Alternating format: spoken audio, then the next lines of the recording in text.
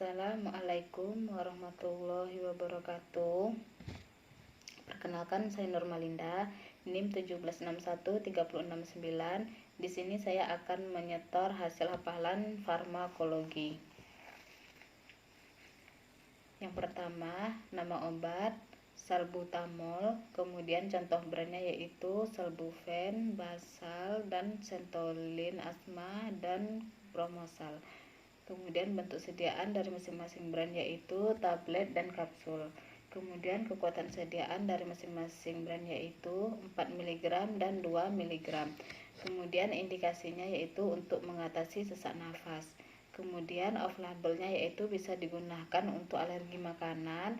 Kemudian efek samping, gelisah, tremor, dan sakit kepala.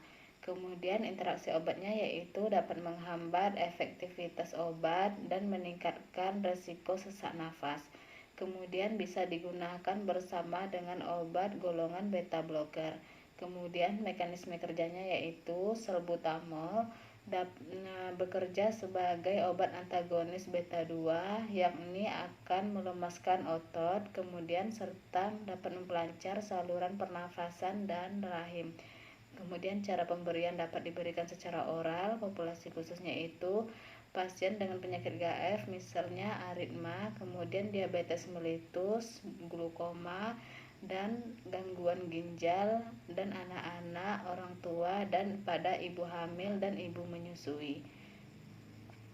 Kemudian selanjutnya obat yang kedua yaitu obat tiofilin.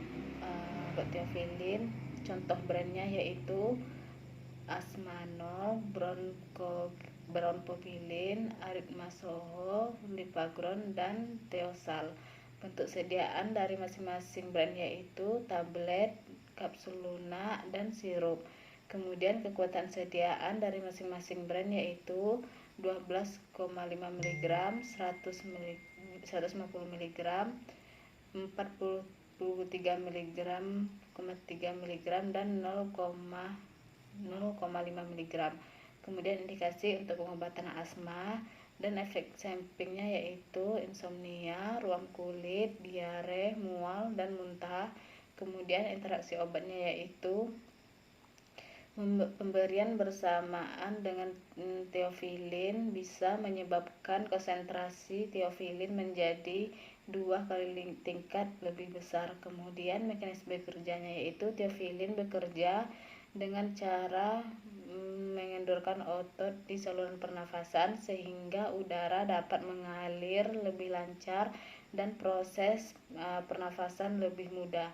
Kemudian cara pemberiannya yaitu diberikan secara oral. Populasi khususnya yaitu penyakit jantung, hipertensi, dan tukak lambung, gangguan fungsi hati, epilepsi, dan kepada ibu hamil dan ibu menyusui.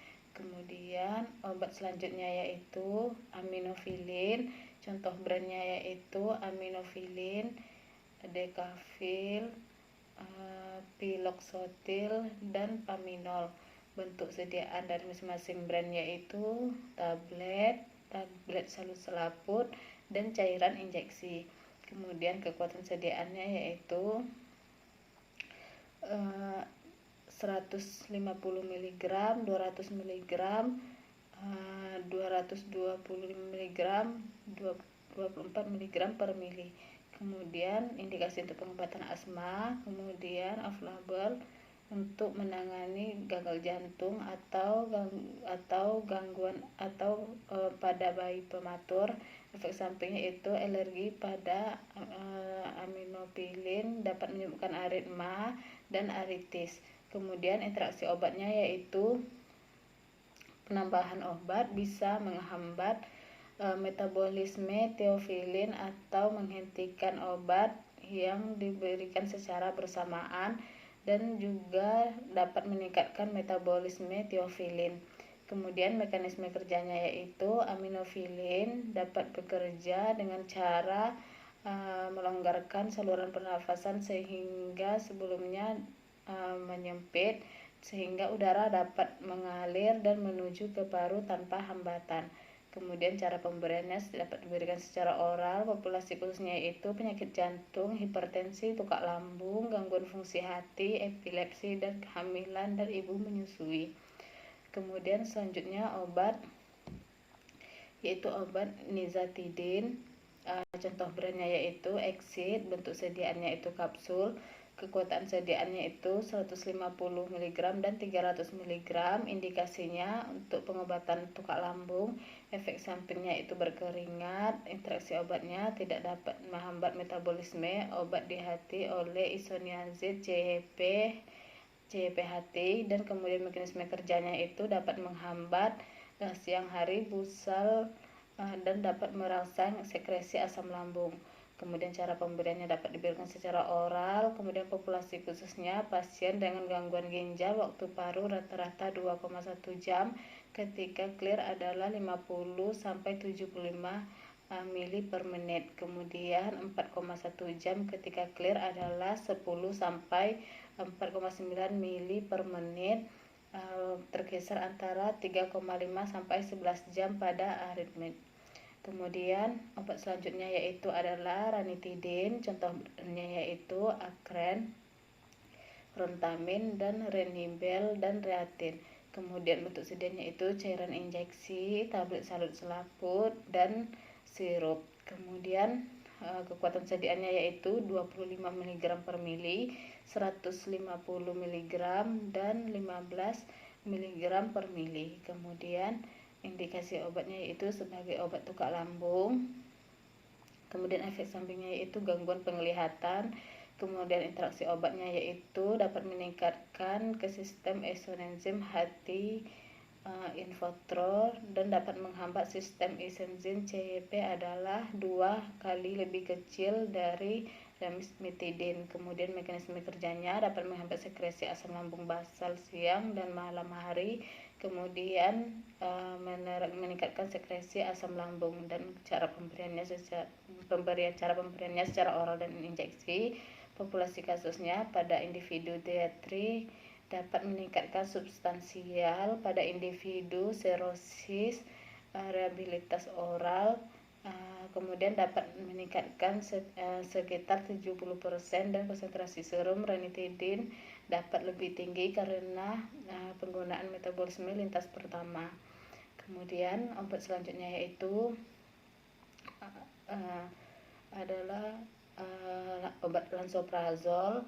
Contoh brandnya itu Asila. Kemudian bentuk sediaannya adalah kapsul. Kekuatan sediaannya 30 mg. Indikasinya adalah sebagai esofagif atau penyakit tukak lambung. Kemudian off-labelnya diketahui sensitivitas parah terhadap lansoprazol. Kemudian efek sampingnya itu vertigo, pusing. Kemudian interaksi obatnya yaitu metabolisme CYP2C19 dan CYP3A.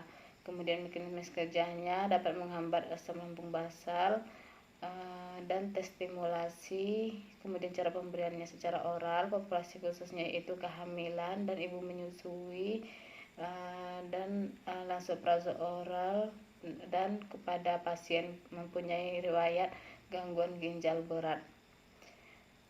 Kemudian sekian presentasi dari saya. Lebih dan kurang saya mohon maaf. Assalamualaikum warahmatullahi wabarakatuh.